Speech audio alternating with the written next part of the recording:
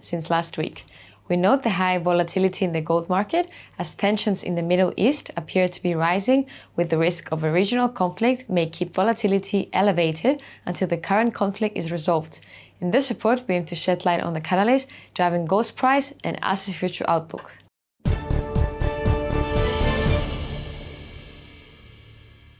Over the weekend, tensions appear to have escalated in the Middle East, causing great concern over the stability of the region.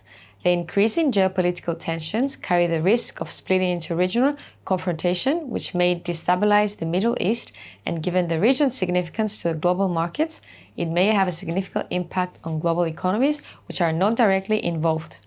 Furthermore, it would appear that the heightened risks of a regional conflict appear to be making their way into the commodities markets, in particularly gold. Therefore, given the precious metal safe haven status, it appears that the particle relationship is once again being evident as gold appears to have received safe haven inflows, which may have aided to the precious metals ascent during today's trading session. However, we would like to highlight that the US September non-farm payrolls figure vastly exceeded market expectation last Friday.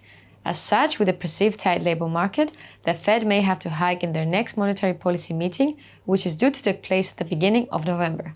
The possibility of a hike by the Fed could support the greenback, and due to their inverse relationship with the precious, it could weigh on the price of gold. According to the World Gold Council, central banks have collectively increased their gold reserves for the third row in a month, adding 77 trillion to global official reserves during the month of August, which is a 38% uptick from July. The continued addition of gold reserves on a macroeconomic level may provide some support to the precious metal over the long run, thus potentially mitigating impacts from factors which may negatively affect the price of gold. Moreover, the gradually but steady increase in gold reserves by central banks may be indicating of a continued concern by central banks that an economic downturn may be nearing, and as such, by diversifying into the precious metal, they may be hedging against times of financial uncertainty. Therefore, on a macroeconomic level, we may see the precious metal gaining support in the long run.